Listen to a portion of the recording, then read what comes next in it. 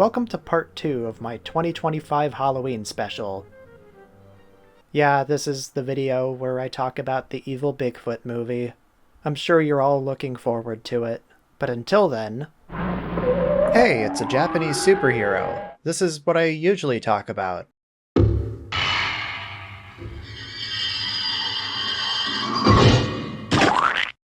The superhero Supergiant, who isn't a giant but is super. He starred in a series of theatrical serials released by Shin Toho, not to be confused with the Godzilla one. This is made up of ex-Toho staff. But what we have here is Japan's answer to Superman. He was sent by an intergalactic peace council to save the Earth whenever it's in danger. Why does he have a little wire on his head? Why the dinky little wire that wobbles around during fight scenes? Why isn't he wearing a cup? Along with the other human-sized heroes of the time like Moonlight Mask and Golden Bat, Supergiant was a predecessor to the more famous Japanese superheroes of the 60s and 70s, Kamen Rider and Ultraman, who we still get regular entries from. Supergiant was brought over to America in the form of compilation films, and he had his name changed to Starman, one of those compilations being in this collection for some reason. You mentioned a brain of some sort. Are you sure it didn't really contain stolen jewels? The plot is barfed at the viewer in narration, so let me make sense of it. There's an evil alien named Balazar who has preserved his own brain and wants to conquer the galaxy. Starman over here is sent to kick butt to prevent that from happening. It's combining a couple other movies, so the pacing is all over the place and it feels like it ends 3 times. The whole evil brain thing disappears 30 minutes in and it doesn't come back until the end. The focus changes to Batmen and evil kabuki witches.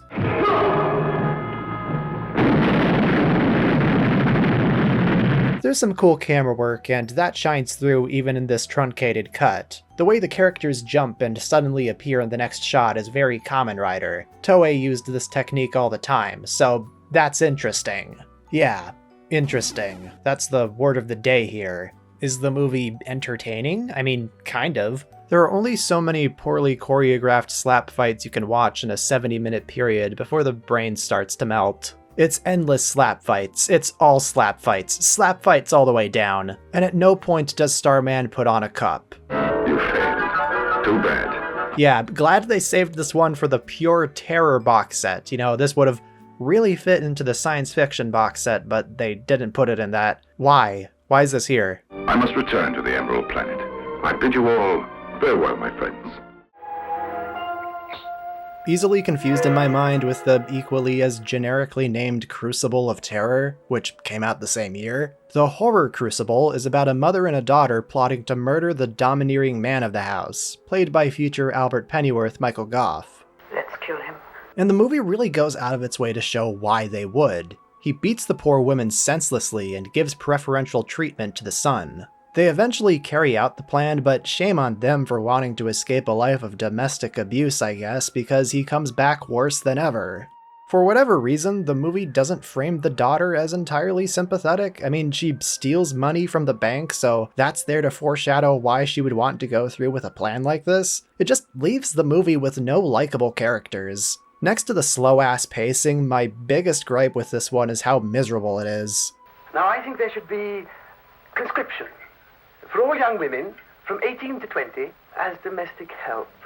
Like, yeah, it's establishing the misogynist environment that drove these two to murder this asshole, but calling it a downer is like saying water is wet. Even the confusing ending puts them back at square one. A generous reading is that it's commenting on British conservatives and how their oppression of women will continue for as long as they live, and yeah, now I'm even more depressed. It's not bad because it's so dour, it's bad because it's dour with nothing to really show for it. It's got some effectively creepy scenes, the use of intercutting is startling, the performances are okay. I just think this movie could have kept its tone and have been better at the same time. As is, it's not worth recommending. You ought to visit your doctor. No, I don't need my doctor. I just need my freedom. Help me. My mom's a werewolf. Your mom's a werewolf? Well, is she single? Look, Edna. A singing werewolf. We don't see many of them nowadays, do we? Okay, so there's a lot to talk about here. Mrs. Shaver is in an unhappy marriage, and she has an ungrateful daughter who's maybe a little too interested in her love life. Did he give you herpes? Seeking some thrills, Mrs. Shaver commits a little adultery and gets infected by a werewolf played by John Saxon, his second movie in this collection because he wouldn't say no to anything. He is the best actor here, for what it's worth. She's gonna eat the mouse. Did you read the script? She starts to turn into a werewolf that looks straight out of a Goosebumps episode, but it's okay that it looks a little silly, because if it wasn't clear already, this is more of a comedy than a horror movie. In the weirdly sizable realm of werewolf comedies, this leans more into Teen Wolf than American Werewolf in London. And it's a weird comedy too, like especially weird. Content warning! Content warning. Ah! The humor here misses more often than it hits, and the style is all over the place. Also, holy shit, that's Mrs. Krabappel. Your nightmare caught up with you, girl. Jesus, you look like hell. Marcia Wallace has such a distinct voice, it was really fun to realize who she was just instantly. Half the minor players here have been in other things you've probably seen too. Dr. Rodriguez, the cavity, mTOR, at your service. There's a lot of weird crap in this movie, from the daughter's annoying horror fan friend, to the mixing in of vampire lore, to the emotional train wreck that is the dentist scene. She's faking it. At the same time, I'm kind of glad this movie is like this. So many movies in this collection are like, people go to a house and it's spooky, but this one showed up to the party drunk and just wants to have a good time. Like, yeah, it's not gut-bustingly hilarious, and I'm more baffled by the decisions than anything. It's just trying so hard, it has a charm to it. It even manages to land a critical hit every now and again. What should I do? She's my mother. Kill her. Not a good movie, but it's so bad it's entertaining, which is a very rare thing to say about a bad comedy. More often than not, these are just kind of painful to sit through. It is the definition of a mixed bag. Yeah. This movie is dog shit.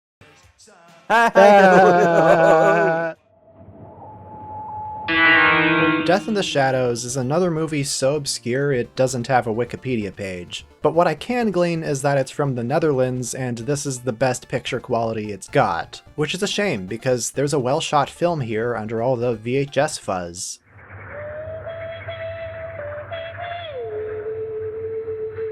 Following the death of her mother via rogue car crash, teenager Valerie learns she wasn't her biological mother, and this is the first thread in a conspiracy that involves a lot of interrogations that mostly go nowhere and her being hunted down by the same car. She's not even 18 and she's huffing cigarettes. The Dutch are crazy. Nothing's wrong with my mother.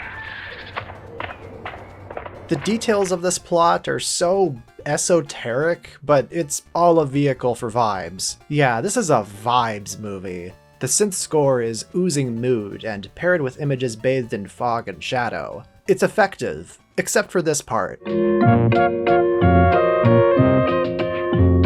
You'll either think it's entrancing or you'll be bored to tears. No new information is learned for a very long time. It feels like she's walking to and from each destination in real time. So little actually happens in this movie.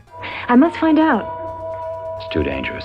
Check it out if this seems like your speed. It's not awful, but I would use it as a sleep aid personally. It would be nice to be able to see this someday, so I think it's worth a Blu-ray release.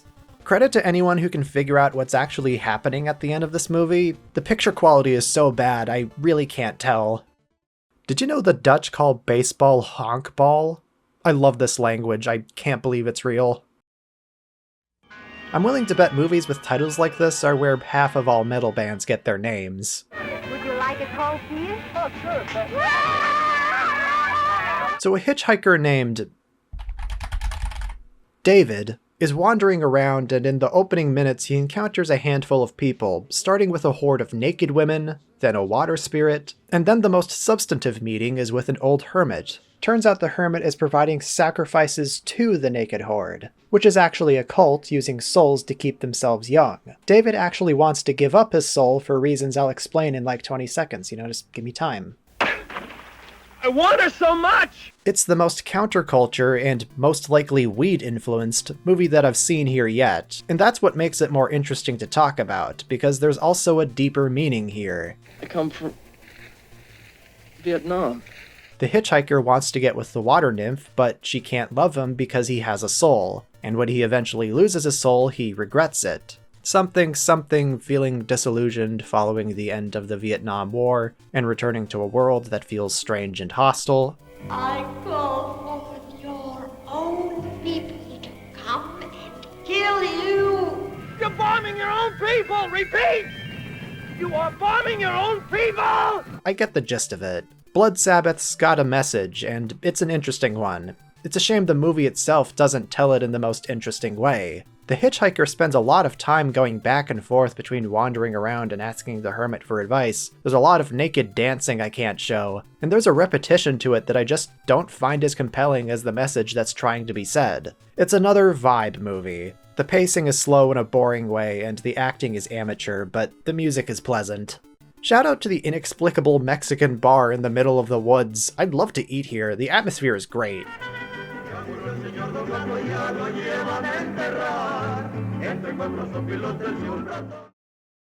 To those who are squeamish... Hey, wait, I was reading that! The Telltale Heart from 1960 isn't the most faithful adaptation of Edgar Allan Poe's short story. It invents the entire first 2 acts and gives the main character a motivation and a name. The name being... Are you all right, Mr. Poe? Edgar. It's so on the nose it's funny. The plot does keep the broad strokes of the short story. The part invented for the movie is that Edgar here is a loner who falls in love with the hot next-door neighbor. He's a creep, so she ends up falling for his friend Carl. And that's what motivates him to bury the titular heart after scooping it out of his chest. He then proceeds to have a panic attack for the rest of the runtime as everything in the house conspires to remind him of what he did. What's weird about the whole thing is that Poe seemed like he was setting the two up the moment the opportunity came, yet acts all surprised when they hook up. Yeah, the additions made to the original story are the weakest parts. There's a new ending too, and it's really stupid. Surprisingly gory movie for 1960, so much so that I might not get away with showing it, so I'm not going to.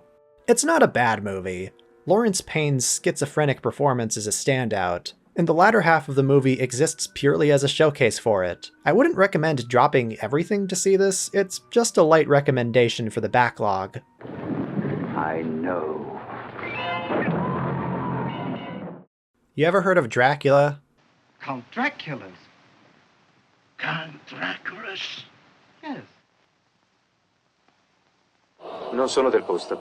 Mi sa indicare la strada che conduce a Villa Hauff?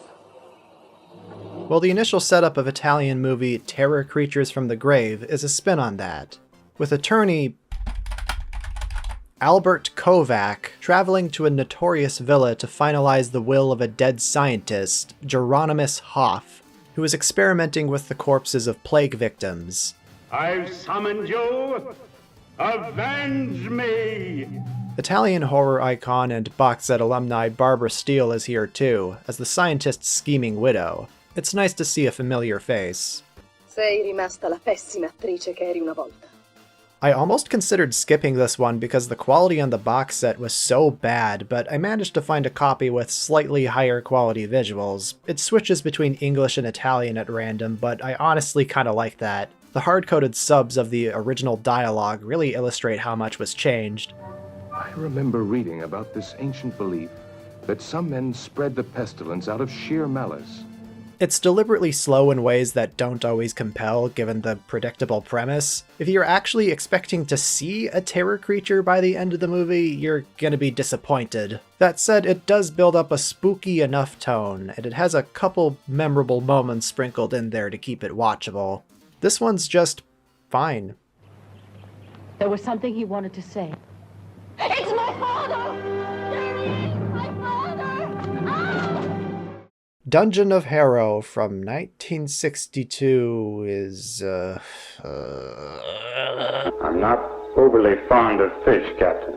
Following a shipwreck depicted by a funny miniature, a survivor is held captive by an evil count. The count still uses slaves, he's that kind of evil. Somehow the count never noticed that his house was haunted, and that becomes a problem too. I don't know, I Stopped watching this like 40 minutes in. Audio is a consistent problem, music keeps getting cut off, and the dialogue is incomprehensible. Keep in mind that what you're seeing is the higher quality version I could find online. This has the same production values as one of those Roger Corman Edgar Allan Poe adaptations set on the same 5 sets. And in a perfect world, this would be just as entertaining. From the delightfully goofy monster props, shoddy camera work, and bad acting, it would be charming if it wasn't such a f***ing slog. Again, I didn't get far in this one.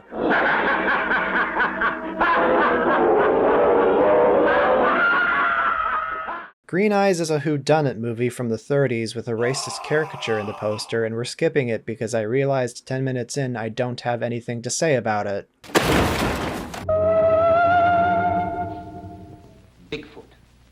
Bigfoot is funny. Yeah, there's a giant hairy ape man with big feet out there who's just been around for hundreds of years and nobody's taken a good picture of him. Makes for a reliable movie monster, I guess.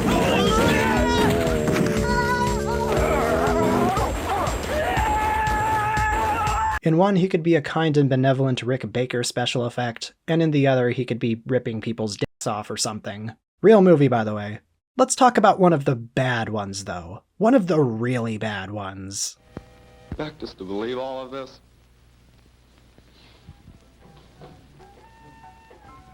Curse of Bigfoot was released direct to television in 1975. Repurposing footage from a 50s monster movie titled Teenagers Battle the Thing, newly shot footage acts as a framing device, as a survivor of the original movie recounts how a field trip to investigate an indigenous excavation site led to a Bigfoot attack. If the title wasn't enough of an indicator, the plot somewhat resembles The Thing from Another World, swapping out Arctic explorers for teenagers, the alien Carrot Man for a Native American Bigfoot, and any remotely decent filmmaking for abysmal dog shit.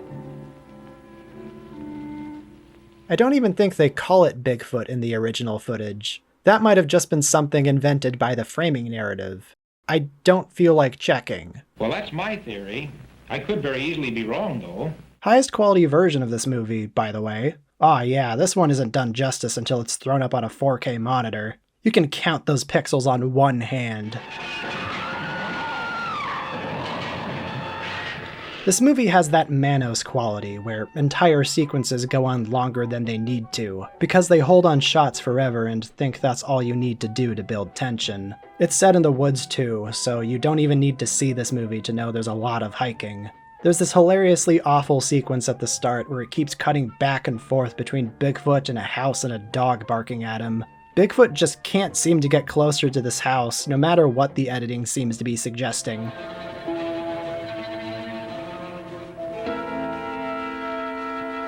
And then it's revealed to all be a movie. Here we have the classic example of the Hollywood monster. Now, these horror films of the 50s seem corny today. It's cute that he thinks the movie that's about to be shown isn't also very corny. And from the 50s. It's so funny, the survivor of the attack prefaces the story he's recounting like it was a deeply traumatizing thing that happened to him, but then you watch it and it's the poster child of terrible old monster movies. One girl cannot speak to this day. It could be the quality, but she doesn't seem that traumatized. The movie never cuts back to the 70s framing device. It abruptly ends the same way the original did with no further comment. It happened. Apparently, Jackie Naiman plays a student in the 70s portion of the movie. She played the little girl Debbie in Manos the Hands of Fate, so she's 2 for 2 on wretchedly bad movies appearing in horror DVD box sets. I'm getting home, Mother. I'm hungry. Not a lot to say about Curse of Bigfoot. From the newly shot footage to the movie it's regurgitating, it's terrible all across the board. I believe I owe all of you an apology.